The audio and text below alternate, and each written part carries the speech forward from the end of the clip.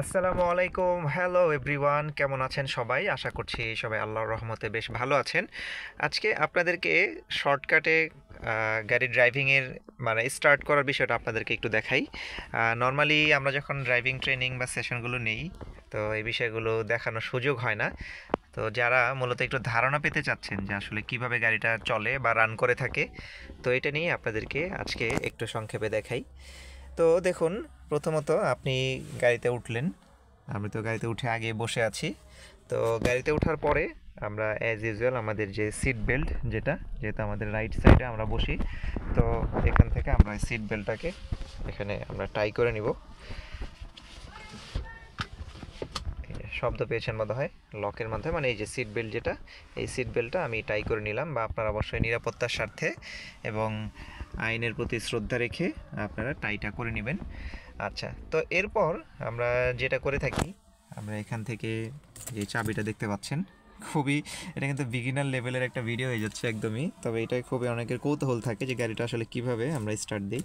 তো এখানে আমাদের যে লক বাটনটা আপনারা দেখতে পাচ্ছেন, এখান থেকে এই লক বাটনটায় আমরা অনে নিয়ে আসলাম, মানে যে পাওয়ারে চলে আসলো। এখন যদি আমরা চাবিটা এখান থেকে স্টার্ট দিই, যে এখান থেকে ক্যামেরা দেখা যাচ্ছে, এই যে পুশ দেখতে পাচ্ছেন ডান দিকে যদি আমরা নেই, তাহলে সেক্ষেত্রে আমাদের গাড়িটা স্টার্ট হয়ে যাবে। তো চলেন দেখি স্টার্ট হয় কিনা। এই যে দেখেন, আমাদের গাড়িটা কিন্তু স্টার্ট হয়ে গেছে এবং শব্দ হয়তো পাচ্ছেন আপনারা, এবং দেখতে পাচ্ছেন শব্দ কিছুটা পাওয়ার কথা গাড়ির ভিতরে, যদি ওইভাবে শব্দ নেই। তো এইভাবে করে আমরা গাড়িটা স্টার্ট করে ফেললাম। তো এখন স্টার্ট করার পরে আমরা স্টার্টটা অফ করে দিলাম। স্টার্ট করার পরে আমরা এখন গাড়িটা কিভাবে আসলে আপনার সামনের দিকে ড্রাইভ করি, তো এই জন্য আমাদেরকে জানতে হবে গিয়ার শিফটিংয়ের কিছু বিষয়। এখানে দেখেন সূর্যের আলো পড়তেছে বাইরে থেকে। এখানে দেখেন কিছু ফাংশন, সে মিটার থেকে আপনাদেরকে দেখাই। দেখেন প্রথমে যেই অপশনটা দেখতে পাচ্ছেন, এটা হচ্ছে পি। এটা আমাদের গিয়ারের যে লিভারটা, সেখানে আছে P R N D two এল। আমরা মূলত এই ফাংশনগুলো যেগুলো আছে, এটাকে গিয়ার ফাংশন বা ট্রান্সমিশন ফাংশন বলা হয়। আমাদের যে এটাকে দেখতে পাচ্ছেন, এটার নাম হচ্ছে আপনার গিয়ার লিভার বা ট্রান্সমিশন লিভার আমরা এটাকে বলি। আর এটা হচ্ছে লক বাটন, মানে আমাদের যখন গাড়িটা স্টার্ট দেওয়ার পরে এই যে পার্কিংয়ের মোডের মধ্যে থাকবে, তখন আমাদের এটা এখানেই থাকবে। পার্কিং মোড থেকে আমরা যদি এভাবে টান দিই, তাহলে আমাদের গাড়িটা কিন্তু গিয়ার শিফট হবে না। আচ্ছা, একটু ফাংশনগুলো জানি। পার্কিং হচ্ছে আমরা মূলত যে গাড়িটা থামিয়ে রেখেছি, তো এটা হচ্ছে আমাদের পার্কিং অবস্থাতেই আছে। দিনের শুরুতে যখন আমরা স্টার্ট করি বা কোথাও রেখে দিই বা চলে যাই, রেখে যাওয়ার পূর্বে আমরা এই পার্কিংয়ে রেখে যাই। তারপর অপশনটা হচ্ছে আমরা দেখতে পাচ্ছি, এটা হচ্ছে রিভার্স। এখানে একটু আর্ট আপনাদেরকে দেখাই। এই হচ্ছে রিভার্স, আপনারা দেখতে পাচ্ছেন। তারপরটা হচ্ছে এন। রিভার্স মানে হচ্ছে আমাদের গাড়িটা যখন আমরা পিছনে নিব, তো এটাকে আপনার রিভার্স ফাংশন বলা হয়ে থাকে। আর এরপরে আমরা যে ফাংশন দেখতে পাচ্ছি, এটা হচ্ছে আপনার এন। তো এন ফাংশনটাতে হচ্ছে আমাদের গাড়িটা যখন স্থির অবস্থায় থাকে বা নিউট্রাল থাকে, নিউট্রাল। তো এনে থাকলে আমাদের গাড়িটা কোনো গিয়ারে থাকে না, এই গাড়িটা সামনে পিছনে যেদিকেই মানে স্থির অবস্থায় থাকে। আর ডি হচ্ছে আমাদের front drive. D means drive, front drive.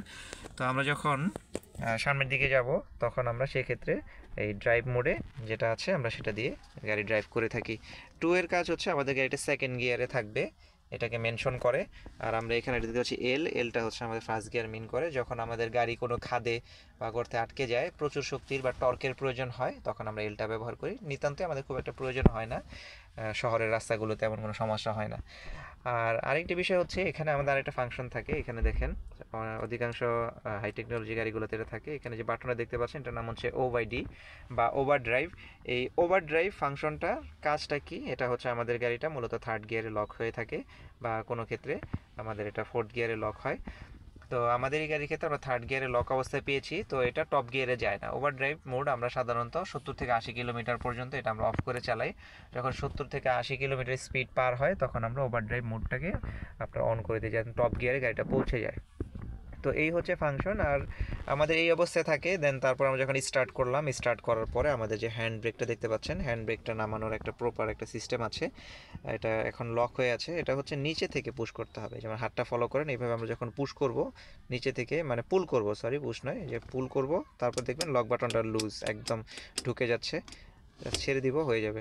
আবার লক করার সময় কিন্তু আমাদের বাটনে চাপ দিতে হবে না, আমাদের জাস্ট এটা উঠাই ফেললেই লক হয়ে যাবে। দেখেন শুরু থেকে একটু উপরের দিকে পুল করলাম, চাপ দিয়ে ধরলাম আর ছেড়ে দিলাম, নেমে গেল। আর লক করার সময় জাস্ট আমরা উপরে উঠালাম, এটা লকড হয়ে গেল।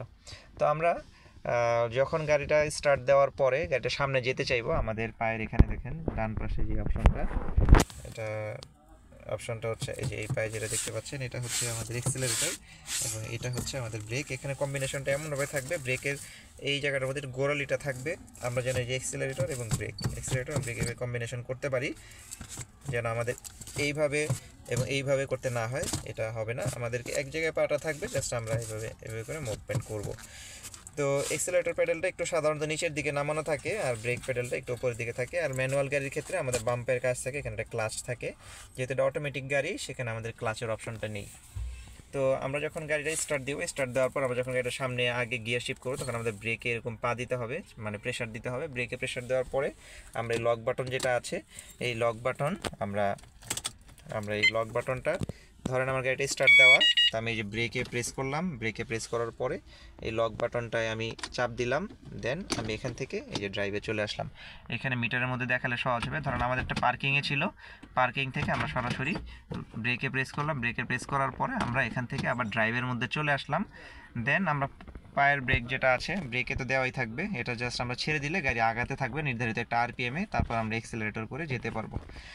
তো এই হচ্ছে মূলত টোটাল একদম বেসিকটা আসলে গাড়িটা কিভাবে চলে। আর বাদ বাকি অনেক ফাংশন থাকে, ওভার ড্রাইভ, এগুলো তো আমরা কাজটা বললাম। আর যেটা হচ্ছে আপনার যখন শিখতে বা যখন এগুলো আপনার হাতের মধ্যে ক্লিয়ার হয়ে যাবে, তখন দেখা যাবে আপনার বাকি কাজও সহজ। যেমন তারপর আরেকটু কিছু ফাংশনাল কাজগুলো আমরা একটু দেখি। যেমন ধরেন এখানে কিছু ফাংশন আছে, যেমন আমাদের এই গাড়িটার যে ফ্রন্ট যে বাটনটা দেখতে পাচ্ছি, এই বাটনটা হচ্ছে আমাদের উইন্ডো, এই যে আমাদের যে ডোর, এই যে ডোর দেখতে পাচ্ছেন, এই যে ডোর লক আনলকের। যদি আমরা নিচে এটা করি তাহলে এটা আনলক হয়ে যাবে, উপরে প্রেস করলে আমাদের এটা লকড হয়ে যাবে। আর এখানে যে বাটনটা দেখতে পাচ্ছেন, এটা হচ্ছে উইন্ডো, এটা হচ্ছে সেফটি পারপাজে। এটা যদি আমরা প্রেস করে রাখি তাহলে আমাদের এখানকার যে বাটনগুলো আছে এগুলো কোনো কাজ করবে না, বাট এই মাস্টার মিরর যেটা, এটা দিয়ে আমাদের শুধু রাইট সাইডের মিররটা কাজ করবে, বাকি মিররগুলো এখান থেকেও কাজ করবে না এবং সাইডে যে বাটনগুলো দেওয়া আছে সেখান থেকেও কাজ করবে না।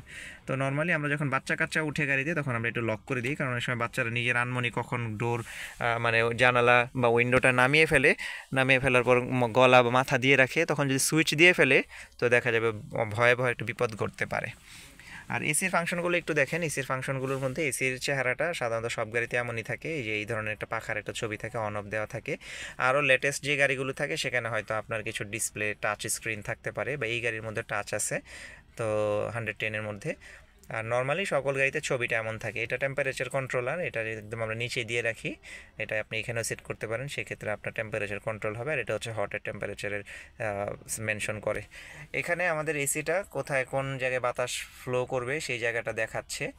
আর এখানে হচ্ছে আমাদের এসির বাটনটা, এটাও এসি আর এটাও ইকোনমি, দুইটা এসির কাজ করবে। আর এটা হচ্ছে যখন আমাদের গ্লাসটা অনেক সময় খোলা হয়ে যায় বৃষ্টির সময় বা কুয়াশার সময়, তখন আমরা এসি অন করে এটা দিয়ে দিলে গ্লাসের কুয়াশা ভাবটা কেটে যাবে। এখানে আরেকটা জিনিস দেখেন, এখানে আমাদের যে ফাংশনটা দেখতে পাচ্ছেন একটু কাছ থেকে দেখাই। যখন আমরা সিটির মধ্যে ড্রাইভ করি তখন আমরা এই ফাংশনটা অন করে দিই, যেটা দেখেন গাড়ির ভিতর থেকে এয়ার ফ্লো সার্কুলেশনটা দেখাচ্ছে। আর যখন আমরা হাইওয়েতে ড্রাইভ করি তখন আমরা এই ফাংশন দেখেন বাতাসটা বাহির থেকে ভেতরে দেখাচ্ছে। এটা ফাংশনটা হচ্ছে অনেকে টাচ স্ক্রিন থাকে, আমরা এইভাবে এটাকে প্রেস করে দিতে পারি, অথবা আমরা এদিক থেকে এদিকে নিয়ে যেতে পারি। তো এই হচ্ছে মোটামুটি বেসিক কিছু জিনিস, যে এসি কন্ট্রোলার যেভাবে গাড়ি স্টার্ট করার পর আপনি যেন গাড়িটা ড্রাইভ করতে পারেন, এই ফাংশনগুলো। দেন গাড়ি যখন ড্রাইভ করা শেষ, আপনাকে আবারও এই পার্কিংয়ে এনে রেখে দেন তারপর আপনি হ্যান্ড ব্রেকটা উঠিয়ে গাড়িটা ড্রাইভ শেষ করতে পারেন। আর এসির প্যানেল এগুলো সবই জানেন, মাল্টিমিডিয়া ফাংশনগুলো এখানে ডিসপ্লের মধ্যে থাকে।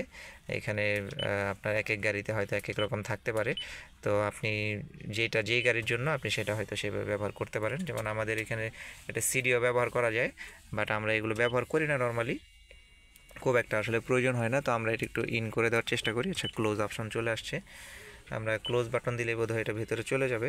আচ্ছা, সিডি বের হয়ে আসছে, সিডিতে চাপ দিলে চলে যাওয়ার কথা। আচ্ছা, না, বের হয়ে আসছে, যেহেতু এটা আমরা আসলে রেগুলারভাবে ইউজ করা হয় না সিডিটা, তো এখানে কোনো একটা ফাংশন বোধহয় আছে, চাপ দিলে হয়তো চলে যাবে। আচ্ছা, আমি হয়তো আপনাদেরকে এখন দেখাতে পারছি না, কারণ এটা আমার খুব একদম ইউজ করা হয়নি বললেই চলে, গান প্লে হয়ে যায় কিনা কে জানে। তো যাই হোক, আর আমরা যখন ব্লুটুথ এগুলো প্লে করি তখন এখান থেকে আমাদের ফাংশনগুলো আছে, যেমন এখানে এভি মাল্টিমিডিয়া স্পিক অপশনগুলোতে যার যেমনটা থাকে এগুলো প্লে করলে আমাদের দেখা যায় এখানে ব্লুটুথ অপশন বা ইত্যাদি অপশনগুলো কিন্তু চলে আসে। তো এগুলো আপনাদের বিভিন্ন গাড়িতে বিভিন্ন রকম হতে পারে, তো এটা নিয়ে আসলে তেমন নতুনত্বের কিছু নেই। তো আপনারা যখন আপনাদের গাড়ি বা এগুলো ড্রাইভ করবেন, এই যে ব্লুটুথ অপশন চলে আসছে, তখন এগুলো আপনারা বুঝে যাবেন।